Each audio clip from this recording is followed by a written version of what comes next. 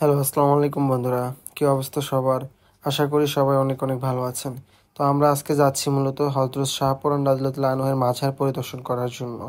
তো আপনারা কীভাবে হযরত শাহপরান রাদিয়াল্লাহু আনহু এর মাজারে আসবেন এবং কী কী জায়গায় ঘুরবেন এবং কীভাবে যাবেন সকল বিস্তারিত বিষয় আজকের ভিডিওতে আমরা আপনাদের মাঝে তুলে ধরব। তো চলুন ভিডিওর মূল আলোচনায় চলে যাওয়া যাক।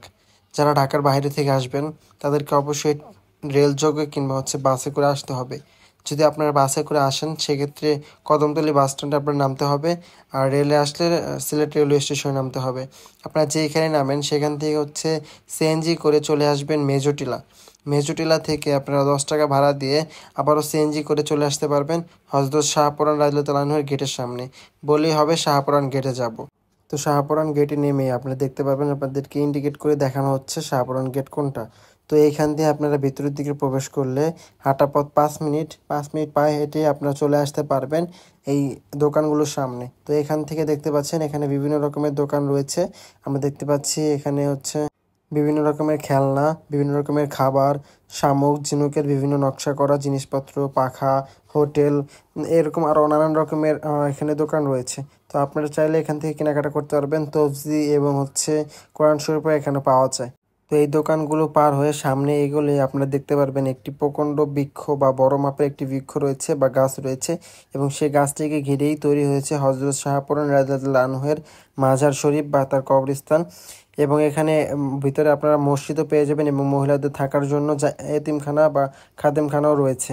তো এছাড়াও এখানে আরও কয়েকটি স্থাপনা রয়েছে। তো সেগুলো সবগুলো আপনাদেরকে ঘুরিয়ে দেখাবো।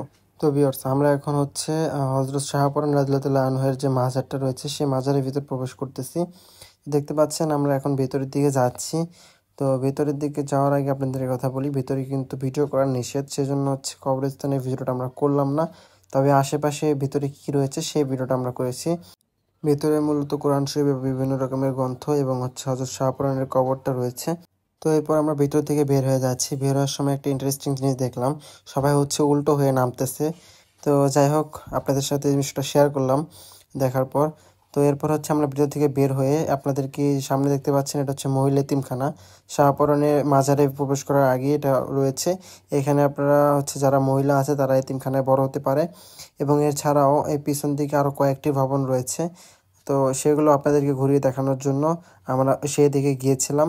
তো সামনে একটা মিনারের মতো দেখতে পাচ্ছি। তো চলুন দেখা যাক ওটা কি রয়েছে ওইখানে। সামনে আসার পর আমরা দেখতে পেলাম এটা আলহাজ হযরত আবুল মতিন রাদিয়াল্লাহু আনহুর কন্যার মাজার শরীফ। তো আমরা সেটা পরিদর্শন করলাম। এটা গেটটা খোলা ছিল, সেজন্য আমরা ভিতরে যেতে পেরেছিলাম। তবে ভিতরে কোনো ভিডিও আমরা ক্যাপচার করিনি। এর আশেপাশে অনেকগুলো দোকান রয়েছে। তো এইভাবেই মূলত আমরা হযরত শাহপরান রাদিয়াল্লাহু আনহুর মাজারটি পরিদর্শন করলাম এবং ঘোরাফেরা শেষ করে আবারও আমাদের ক্যাম্পাসে চলে গেলাম।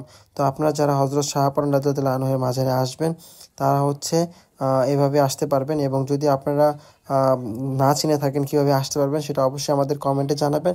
আমরা চেষ্টা করব তার উত্তর দেওয়ার জন্য। যেহেতু আমরা সিলেটের আশেপাশে অনেক দিন ছিলাম, সেজন্য আমরা সে জায়গাগুলো ভালোভাবে চিনি, এবং আমরা যেহেতু আমার বন্ধু সেই ক্যাম্পাসের আশেপাশেই থাকে। সিলেট শাহপরান মাজার থেকে সিলেট ইঞ্জিনিয়ারিং কলেজ খুবই কাছে। আমরা সেখান থেকে এসেছি, এই জন্য আমরা একদম ইজিলি জায়গাটিকে ক্যাপচার করতে পেরেছি। তো আপনার যদি কোনো সমস্যা থাকে কিংবা কোনো প্রশ্ন জানা থাকে অবশ্যই কমেন্টে জানিয়ে দেবেন, আমরা চেষ্টা করবো তার উত্তর দেওয়ার জন্য। আসসালামু আলাইকুম ভিউয়ার্স। সিলেট সংক্রান্ত যাবতীয় আরও অনেক ইনফরমেশন আমাদের চ্যানেল রয়েছে, অনেক ব্লগ রয়েছে, আপনারা চাইলে সেগুলো দেখে আসতে পারেন, এবং হযরত শাহজালাল রাদিয়াল্লাহু আনহুর ভিডিওটাও আপনারা দেখে আসতে পারেন।